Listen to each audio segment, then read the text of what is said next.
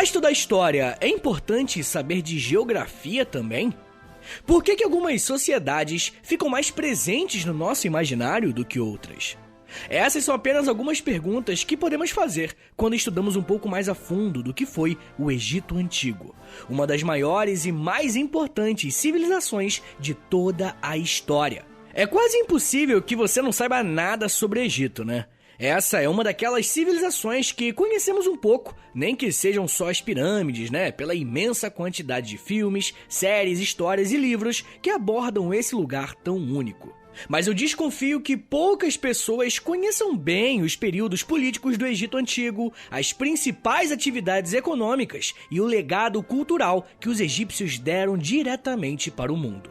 E uma outra coisa importante para eu ter feito esse episódio é que se você jogar na internet a palavra Egito, vão aparecer milhares de vídeos e conteúdos sobre esse assunto, mas como que você consegue identificar o que é confiável e o que não é? Bem, eu espero que esse episódio aqui do História Meia Hora te sirva como um guia, tá ligado? Que te ajude a filtrar o que é bacana de ser conteúdo e o que é apenas uma tentativa de chamar a sua atenção para falar de alienígenas ou algo do tipo. A primeira coisa que temos que fazer quando estudamos alguma civilização ou império é localizar essa galera no tempo e no espaço.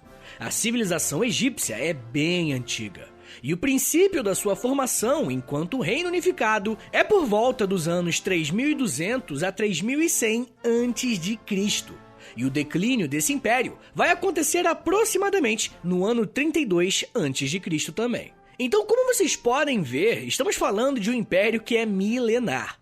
Só que, para além do tempo, o lugar que esse povo começou a se organizar é muito importante. Quando pensamos nas primeiras sociedades humanas, temos que levar em conta especialmente o seu aspecto geográfico, porque ele é central para a formação ou para o declínio de qualquer sociedade dessa época. Mas se você conhece bem o mapa e a geografia do continente africano, você sabe que quase toda a região norte do continente é formada por um grande deserto, na verdade, o maior deserto do mundo, o deserto do Saara. Como então é possível formar uma sociedade em uma região tão desértica? Como uma civilização sobreviveria em uma área tão perigosa à vida humana? E é exatamente aqui que entra nessa história um dos rios mais importantes do mundo, o Rio Nilo. O Nilo é o segundo maior rio do mundo, ficando atrás apenas do rio Amazonas, aqui no Brasil. Pô, é Brasil, caramba! Aliás, na verdade, existe todo um debate sobre qual desses dois rios é o maior. E se isso te interessar, quem sabe você pode ouvir um outro podcast da casa, o Geografia em Meia Hora, que o meu xará Vitim fez um episódio justamente sobre essa polêmica. Mas independentemente de ser o maior ou não, o Nilo é parte fundamental para a sobrevivência das sociedades que vão habitar aquela região. Os primeiros povos que nós temos registros que habitaram aquela região, a região do Rio Nilo, formaram o que nós chamamos de nomos, colonizando todo aquele território por volta do ano 5000 a.C. Os nomos são uma espécie de pequenas cidades-estado, ou nem isso chegava a ser, né? Porque eram apenas pequenos clãs que conviviam entre si e muitas vezes trabalharam juntos para construírem diques, canais de irrigação e outras coisas do tipo. Por estarem próximos ao Rio Nilo, esses povos vão desenvolver técnicas de navegação pelo rio. E claro que nesse primeiro momento, estamos falando de embarcações simples, que suportavam apenas uma ou duas pessoas e um pouco de peixe, tá ligado? Mas de qualquer forma, vemos que desde o primeiro momento, o Rio Nilo era usado como uma forma de subsistência e também como meio de transporte. O Nilo é muito importante para a formação do Egito, porque além dos pontos que eu já citei, esse rio terá vários momentos de grandes cheias, constantemente. Ou seja, em determinados períodos do ano, os habitantes daquela região perceberam que o nível do rio subia consideravelmente e meses depois o rio voltava para o seu nível natural. E o incrível é que quando existia essa cheia e depois que as águas voltavam, o terreno que tinha sido inundado se tornava uma terra extremamente fértil, tá ligado? Muito útil para o plantio. A água do Nilo era rica em humus, que nada mais é do que uma matéria orgânica em decomposição de plantas e animais que acabava servindo como um adubo excelente para essas plantações. Inclusive, recentemente, em 2010, algumas escavações arqueológicas descobriram o Nilômetro, que foram poços construídos para medirem o nível dessas enchentes do rio e, consequentemente, eles saberiam qual poderia ser o tamanho das plantações de grãos e alimentos. Dessa forma, com esses poços cheios, além de garantirem água em uma região muito quente, eles poderiam realizar as plantações e evitar qualquer tipo de desperdício ou de prejuízo. Entender essas fases do rio Nilo não era importante apenas para a agricultura ou para a pesca, mas observando que esse movimento do rio era constante, os gnomos desenvolveram um dos calendários mais antigos da humanidade, que se baseava justamente no rio Nilo. Diferentemente da percepção que temos hoje do tempo, esse calendário tinha 3 estações do ano, se liga. A estação das cheias, a estação da volta das águas ao seu padrão natural, deixando o solo pronto para a plantação, e em seguida a estação das secas. Mas o interessante é que esse calendário tinha aproximadamente 365 dias, exatamente como o nosso.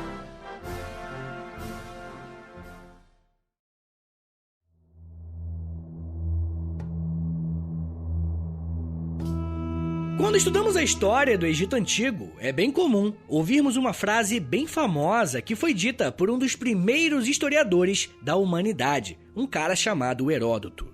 Ele diz o seguinte sobre o Egito, abre aspas, o Egito é uma dádiva do Nilo, fecha aspas.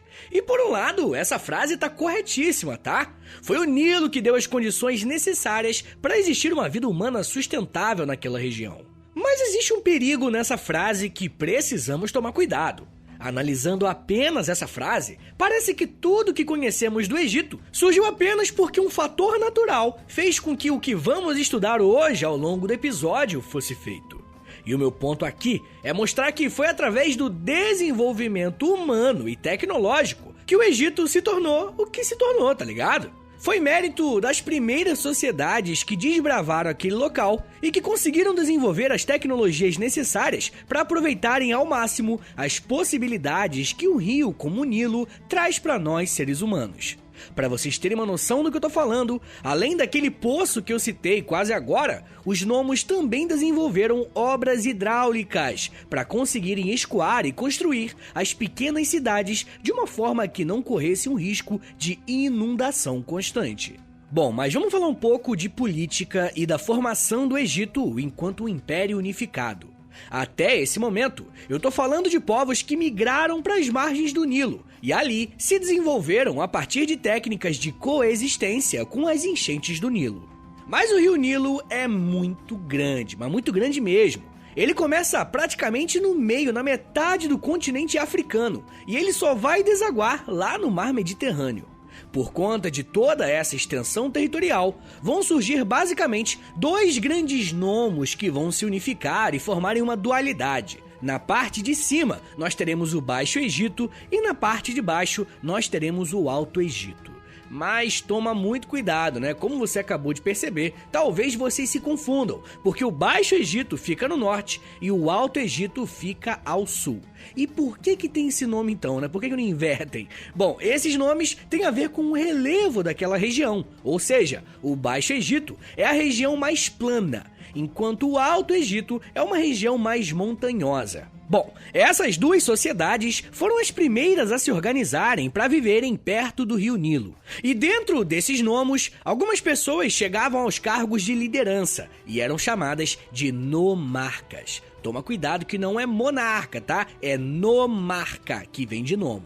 Essas lideranças atuavam como uma espécie de reis dos seus territórios, e existiam 2 nomarcas atuando ao mesmo tempo, um governando o Baixo e o outro governando o Alto Egito.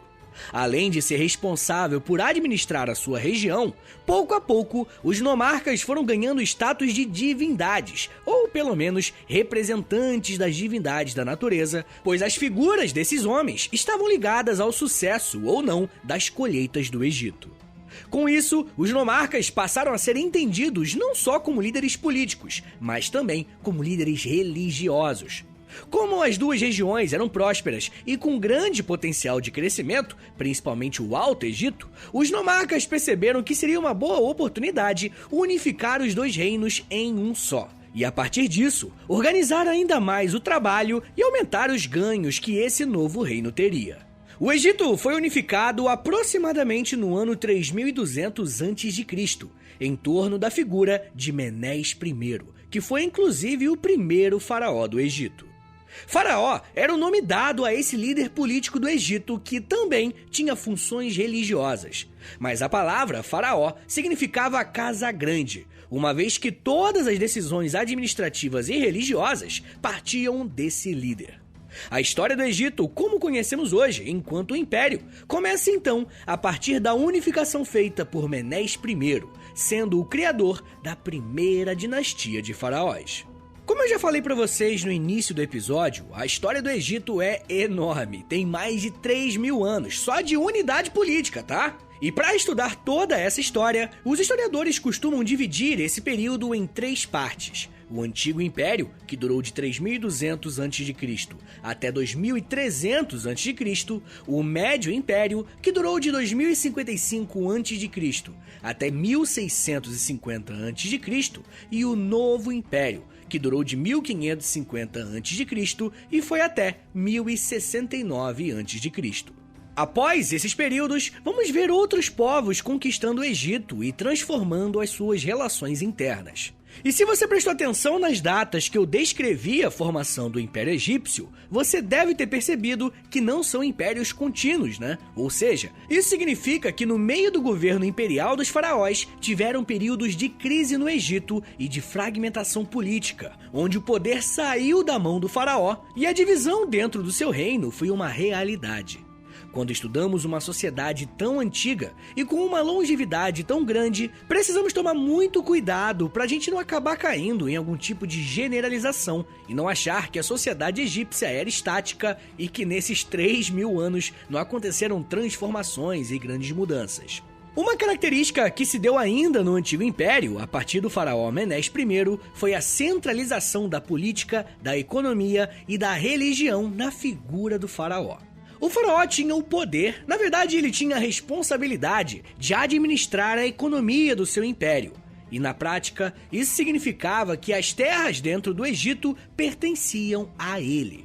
Essa centralidade do faraó na sociedade egípcia também podia ser vista na religião, uma vez que o próprio faraó era a reencarnação dos deuses, mais especificamente do deus Ra, o criador de todas as coisas. Na prática, o faraó era um deus no Egito Antigo, e vai ser a partir da centralidade que o faraó assumiu na sociedade egípcia que conseguimos entender as outras camadas sociais. Obviamente, a pessoa mais importante do Egito era o faraó e a sua família, pois eram os sucessores dessa divindade terrena. Além deles, existiam alguns nobres que dividiam o protagonismo com os sacerdotes. Olha só, sacerdote, pois é. Olha o quanto a religião egípcia era importante, socialmente falando, né?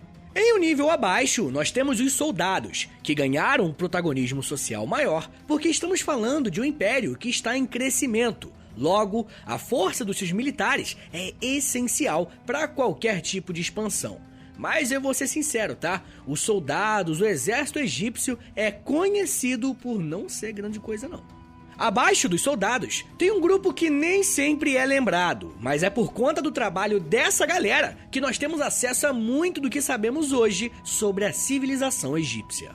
Eu tô falando dos escribas. Essas pessoas eram as responsáveis por documentar, organizar, catalogar e contabilizar inúmeras coisas que eram feitas no Egito. Olha só o que o historiador Vinícius Rosa afirmou sobre o papel dos escribas na sociedade egípcia. Abre aspas. O trabalho do escriba, na maior parte das vezes, era burocrático. Cabia a ele controlar o que era produzido no Egito. Os escribas também cuidavam dos projetos de construção das grandes obras públicas, como os diques e os canais de irrigação. E ainda se encarregavam de fazer cópias ou de escrever os textos religiosos. A valorização dos escribas pode ser verificada pela grande variedade de produções artísticas representando-os. Fecha aspas. A partir do relato do trabalho dos escribas, podemos observar quão complexo era o Egito, e talvez isso nos ajude a entender como eles se tornaram essa sociedade tão longeva. Bom, para terminar a pirâmide social do Egito, ainda tinham os comerciantes e os artesãos, que eram responsáveis por movimentar a economia do império e pela produção artística e religiosa. E por fim, temos os camponeses, trabalhadores livres e escravos, que eram as pessoas que colocavam a mão na massa e construíram tudo o que nós sabemos do Egito. E é importante descrever essas camadas sociais para percebermos como existiram diversas relações e interesses entre esses grupos, que inclusive até definiram alguns momentos da história desse povo. E eu já falo mais sobre isso e também falo sobre como que os egípcios se relacionavam com outros povos. Mas segura aí um pouco, tá, galera? Que daqui a pouco a gente volta e eu falo mais sobre o fim da monarquia, libertação, arte e Cleópatra. Eu sei que você gosta dela. Segura aí, que é um minutinho só.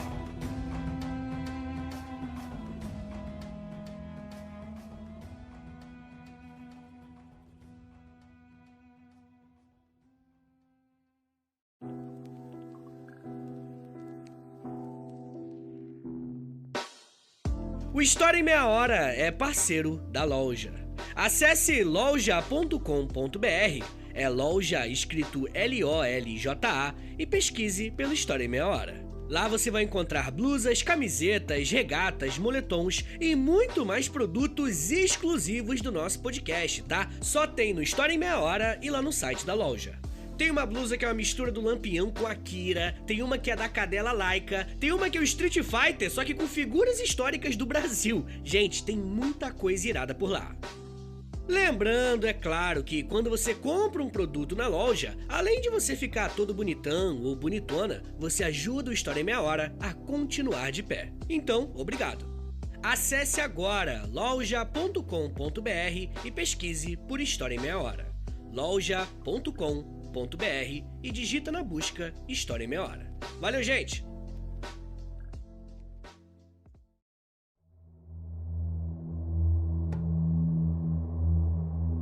Uma coisa muito importante que precisamos entender sobre os egípcios é que eles tinham relações com outros povos e culturas.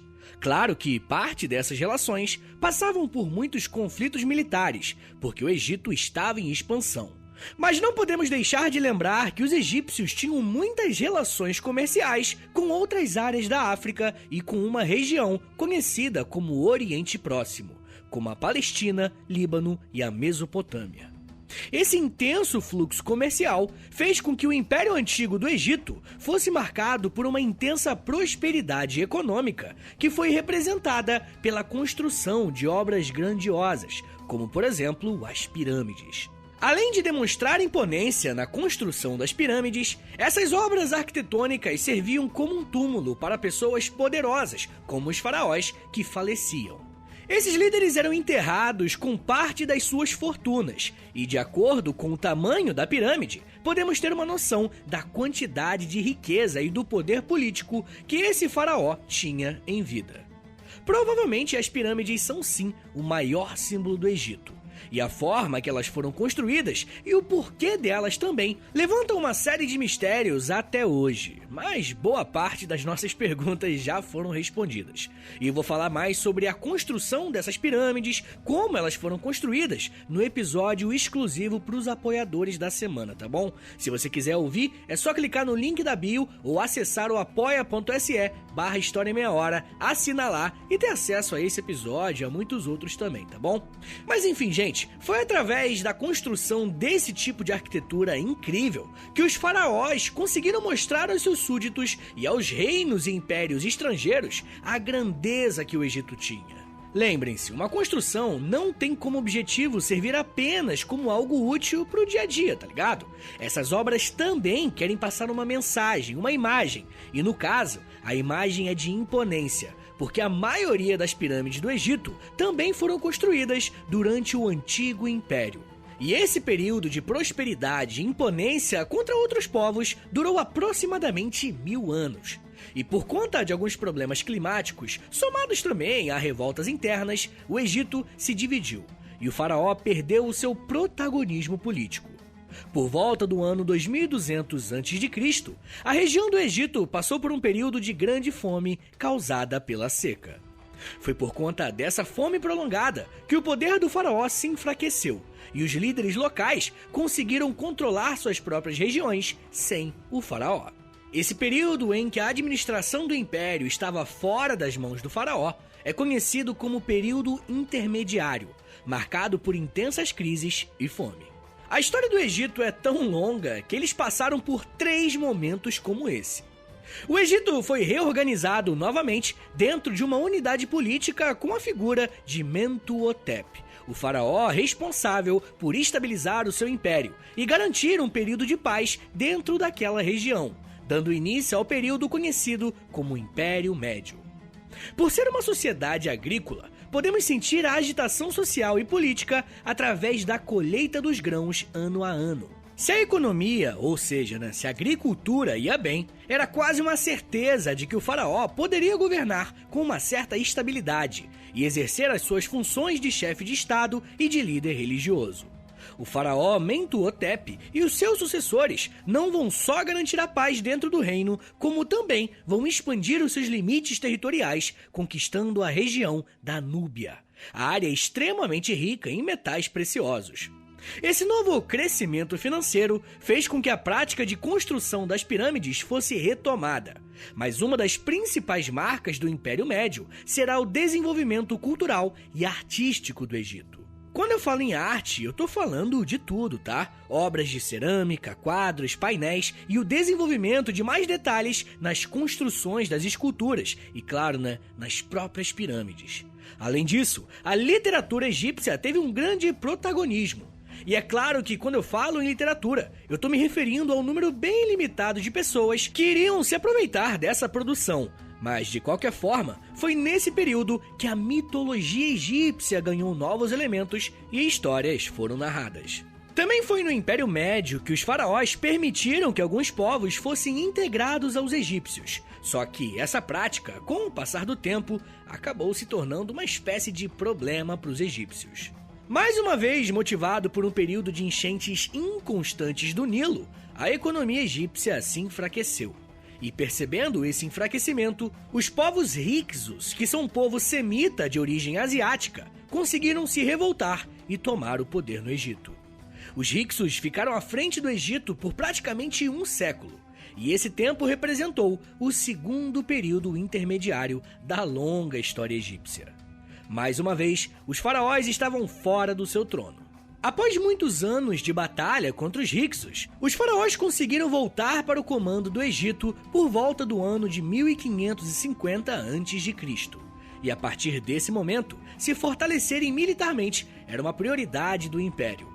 Essa nova fase do Egito vai ser conhecida como Império Novo e vai representar mais um momento de glória do Egito que vai durar até o ano 1069 a.C. Durante esse período, os faraós vão trabalhar intensamente para construírem relações diplomáticas com outros reinos e, como contrapartida, vão fortalecer suas posições internas para evitar qualquer tipo de revolta, como já tinha acontecido antes. Nesse período, as pirâmides grandiosas não eram mais construídas e os túmulos dos faraós foram construídos nos chamados hipogéus, que eram construções dentro de alguma rocha ou montanha gigante, e tinha basicamente a mesma utilidade prática de uma pirâmide. A principal diferença é que custava bem menos em mão de obra e em valor investido. Se por um lado eu disse para vocês que a sociedade egípcia se transformou muitas vezes, uma das permanências foi a sua religiosidade. A religião no Egito sempre teve um papel central e o culto a vários deuses era algo constante e natural.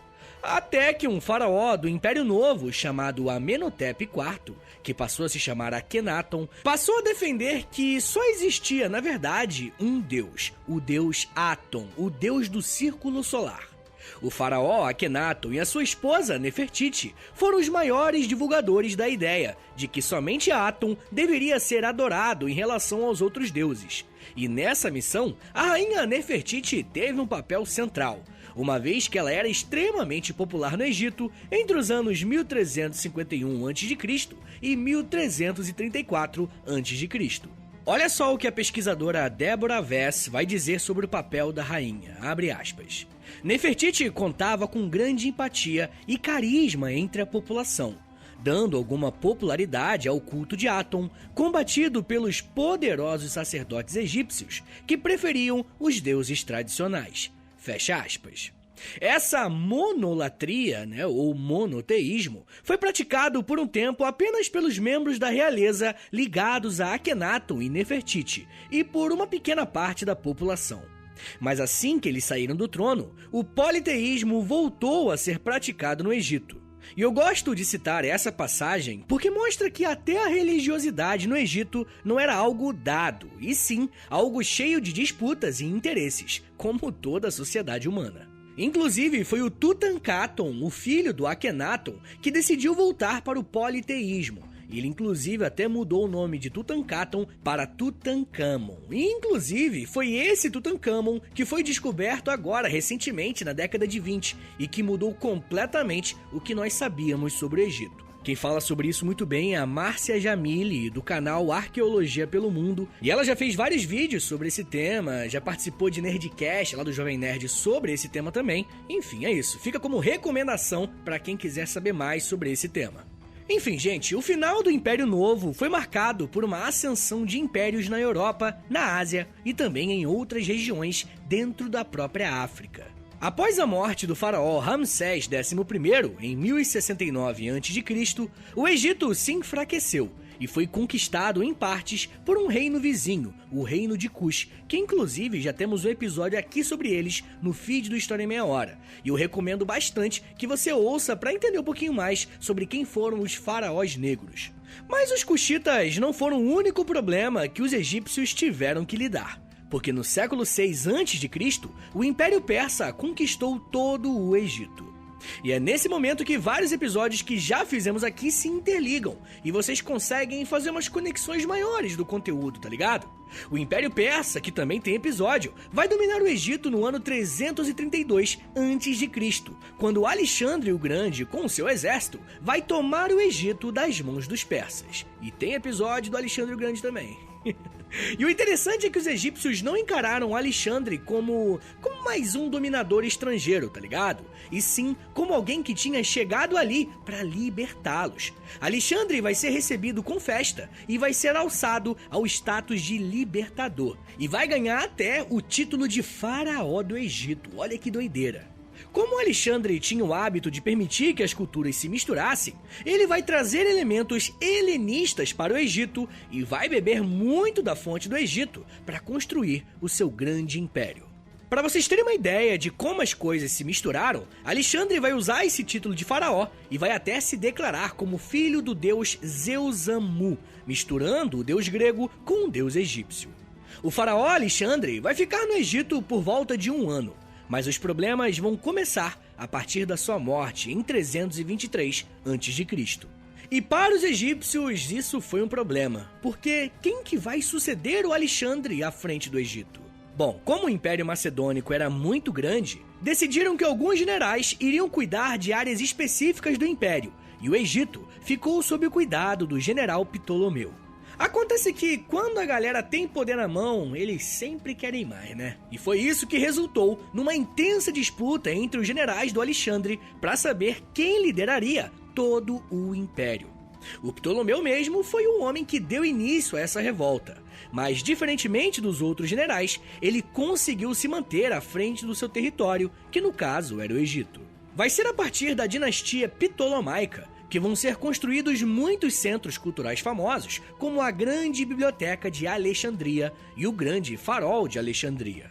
Conforme a dinastia Ptolomaica viu uma necessidade de buscar auxílio para se manter independente e forte, mas eles se aproximavam do Império Romano, que estava em franco crescimento.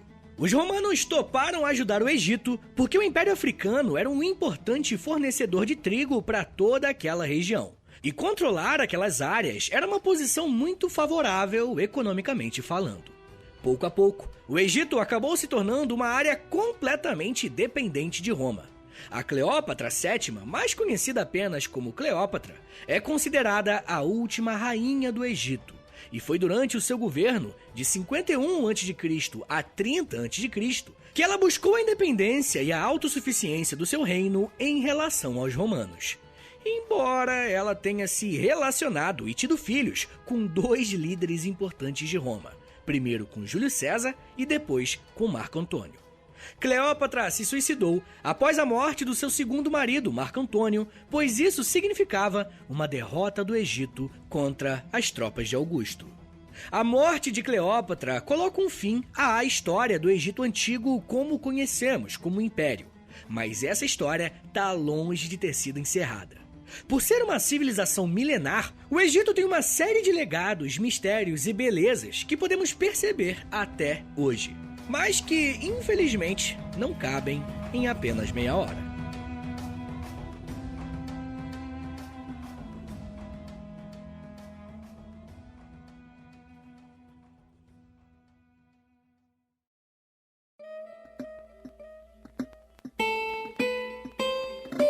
Senhores, muito obrigado por terem vindo até aqui. Meu nome é Vitor Soares, eu sou professor de História e você acabou de ouvir o História em Meia Hora. Eu gosto muito desse tema de Egito Antigo e, é óbvio que ficou muita coisa sem falar, né?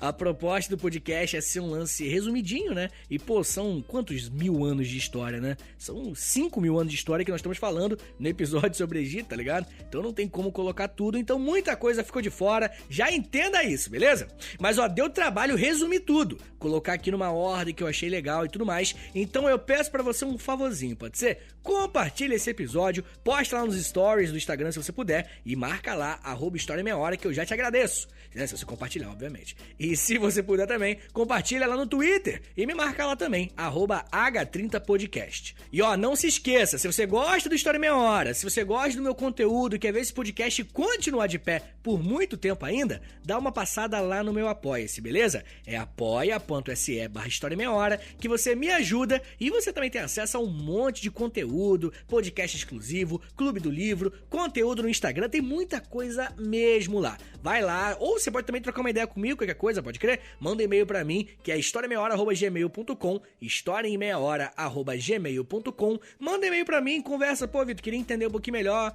como é que funciona após e tal, que eu respondo tudo, beleza? Não se preocupa, manda e-mail lá. E esse e-mail, historiaemmeiahora@gmail.com, é o Pix do podcast, tá? Porque tem muita gente que fala, Vitão, eu não queria, firmar compromisso, tá ligado? Não apoia-se, botando cartão de crédito, né, esses bagulho. Então tem como eu dar um apoio isolado? Tem como, no Pix, né? Anota aí, historiameiahora@gmail.com. Rapaziada, outra coisa importante, eu tenho outros 2 podcasts, o História pros Brother, e eu também faço podcast pra revista Aventuras na História, com episódios semanais. Cara, eu faço muita coisa. Faz o seguinte, me segue nas redes sociais, é @Prof. Vitor Soares no Instagram e no Twitter, que, meu irmão, é muita coisa. Eu posto tudo lá e, eu tô lançando 6 episódios por semana de todos os meus podcasts, né? 6 episódios, cara. É muito episódio, pelo amor de Deus. Então vai lá, me segue lá, assina, apoia-se, ouve meus outros podcasts, divulga e é isso, tá bom? Muito obrigado, um beijo, até semana que vem e valeu!